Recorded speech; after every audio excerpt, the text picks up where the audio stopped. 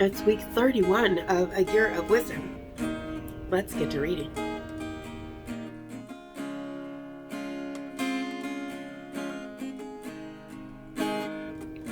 Day 214.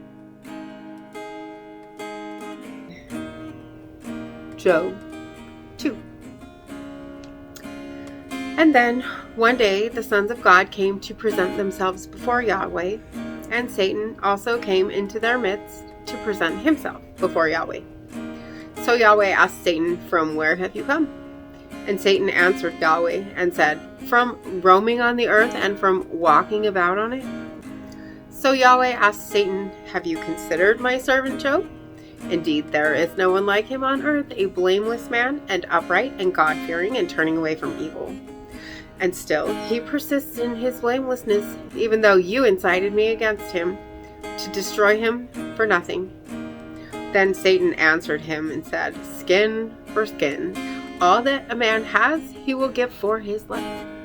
But stretch out your hand and touch his bones and his flesh and see whether he will curse you to your face."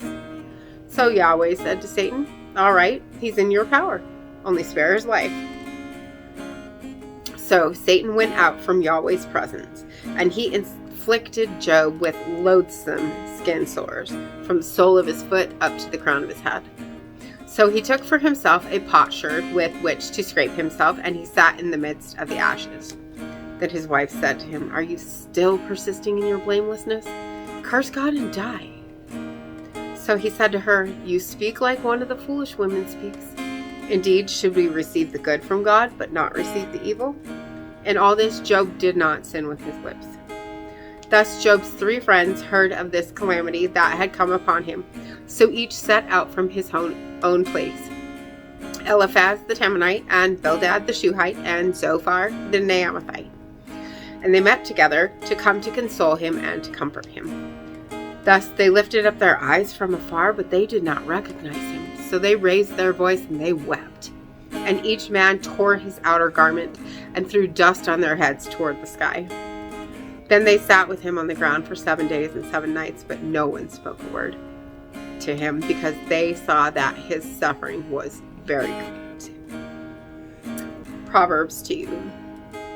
My child, if you will receive my sayings and hide my commands within you, in order to incline your ear toward wisdom, then you shall apply your heart to understanding. For if you cry out for understanding, if you lift your voice for insight, if you seek her like silver and search her out like treasure, then you will understand the fear of Yahweh, and the knowledge of God you will find. For Yahweh will give wisdom. From his mouth come knowledge and understanding. For the upright he stores sound judgment, a shield for those who walk uprightly, in order to guard paths of justice and keep the way of his faithful ones.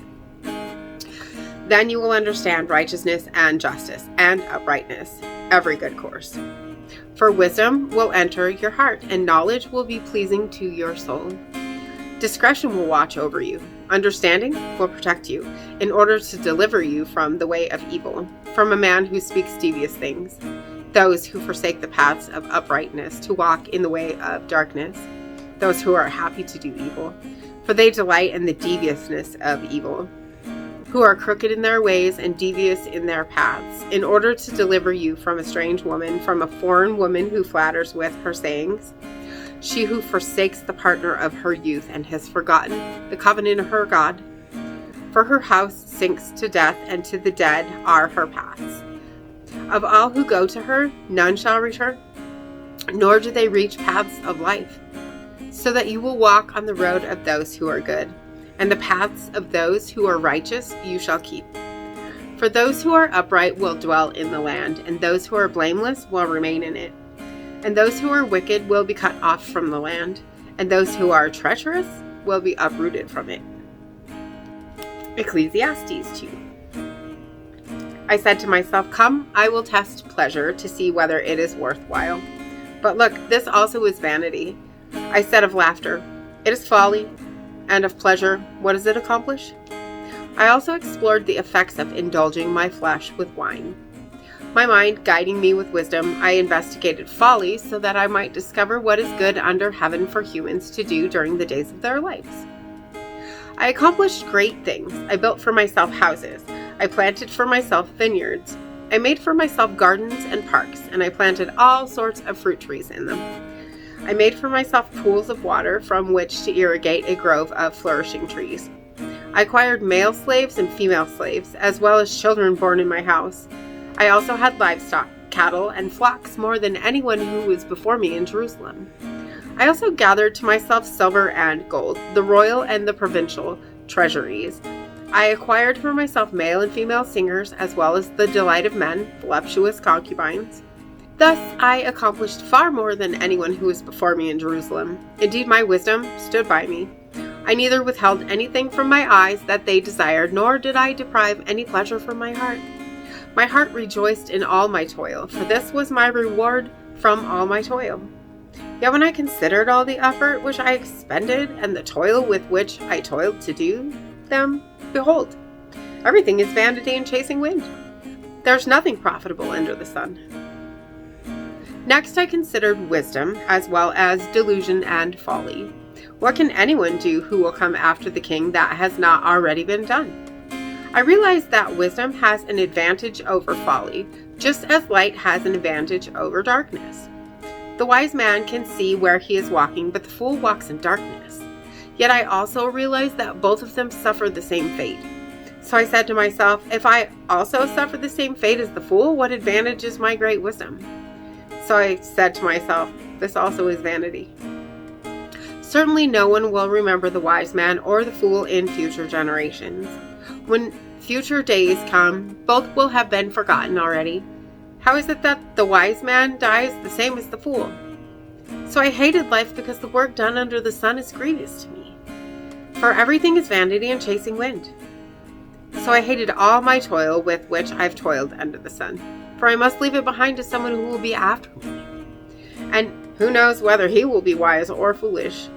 Yet he will exercise control of all the fruit of my toil with which I toiled wisely under the sun. This also is vanity. So I began to despair of all the toil with which I toiled under the sun. For although a person may toil with great wisdom and skill, he must leave his reward to someone who has not toiled for it. This also is vanity and great calamity. For what does a person receive for all his toil and in the longing of his heart with which he toils under the sun? All the days are painful. His labor brings grief, and his heart cannot rest at night. This also is vanity. There's nothing better for a person than to eat and drink and find delight in his toil. For I also realize that this is from the hand of God. For who can eat and drink, and who can enjoy life apart from him?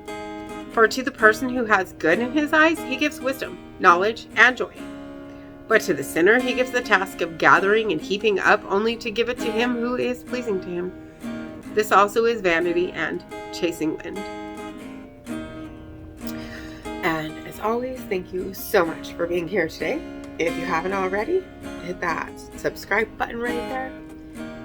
And click the bell if you want to get notifications for new videos. And if you wouldn't mind, hit that like button for me. And I will see you tomorrow.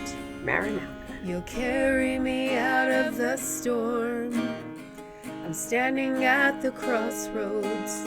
I'm lost without a clue. I need a big pink neon sign to show me what to do.